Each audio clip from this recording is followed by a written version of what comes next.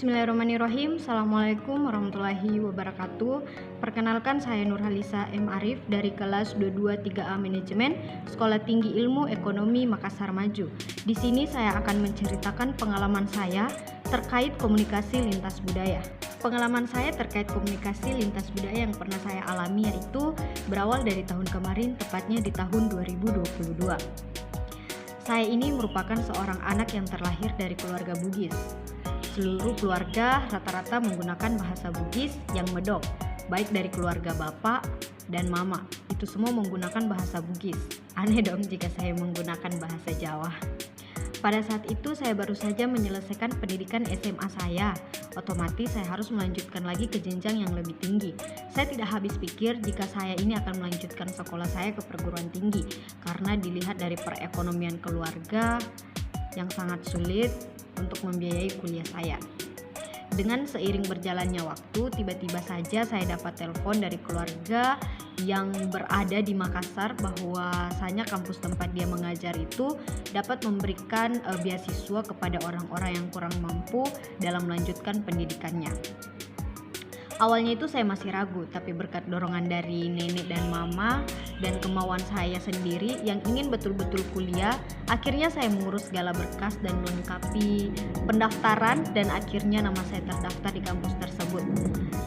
Singkat cerita, di akhir bulan Agustus tahun 2022, berangkatlah saya ke Makassar bersama dengan mama saya. Ini adalah pertama kalinya saya pergi jauh meninggalkan tempat di mana saya membuat begitu banyak kenangan bersama dengan nenek, adik, teman-teman, dan kerabat dekat lainnya. Sangat sulit rasanya meninggalkan mereka semua, tetapi demi pendidikan yang tinggi, saya harus meninggalkan mereka. Yang ada di benak saya pada saat itu adalah bagaimana cara saya dapat berdamai dan bergaul dengan suasana yang baru. Saya tipikal orang yang sangat susah berdamai dengan keadaan, apalagi hal-hal yang baru.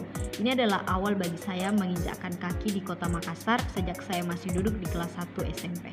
Singkat cerita, tibalah saya di rumah keluarga, tepatnya rumah saudara mama saya. Sambutan hangat yang saya rasakan pertama kali. Banyak perbedaan antara saya dan mereka. Contohnya yaitu dari segi bahasa. Walaupun mereka orang Bugis, tetapi sudah lama menetap di kota Makassar, ya perbedaan orang kampung dan kota itu sangatlah jauh berbeda. Bahasa yang digunakan sedikit membuat saya merasa kesulitan dalam berkomunikasi. Dari awalnya saya menggunakan bahasa Bugis di setiap harinya, kini harus menggunakan bahasa Indonesia. Seiring berjalannya waktu, saya telah menggunakan bahasa Indonesia dalam keseharian karena lingkungan yang saya tempati menggunakan bahasa Indonesia. Tentu kita harus menyelaraskan bahasa yang ada.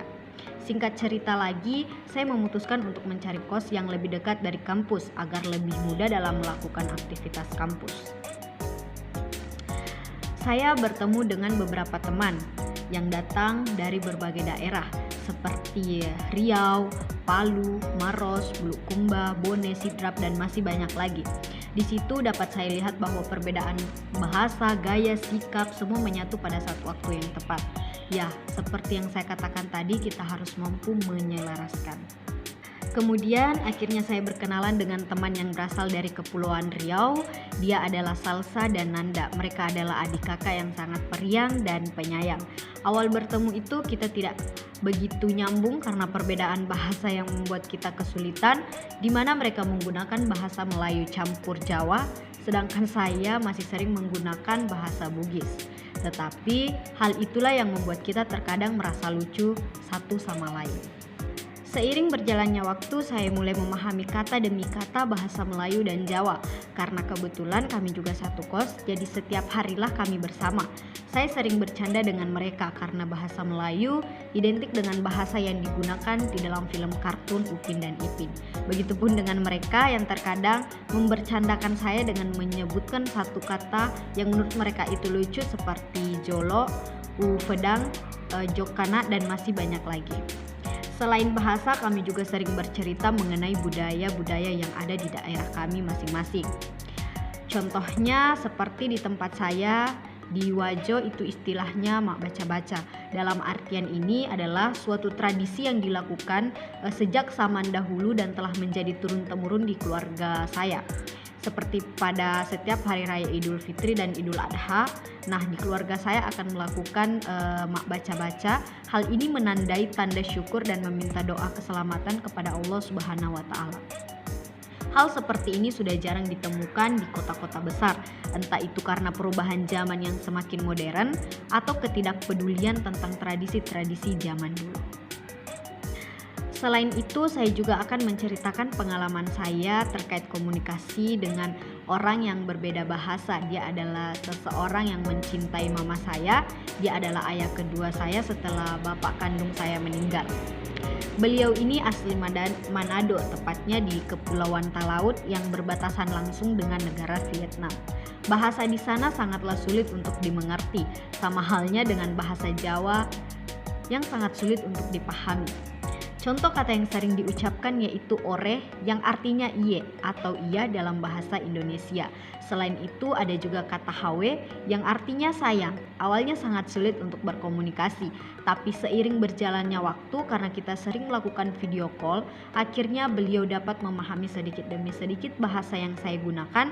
Begitupun dengan saya yang sedikit demi sedikit mengerti apa yang dikatakan beliau. Sekian cerita pengalaman dari saya.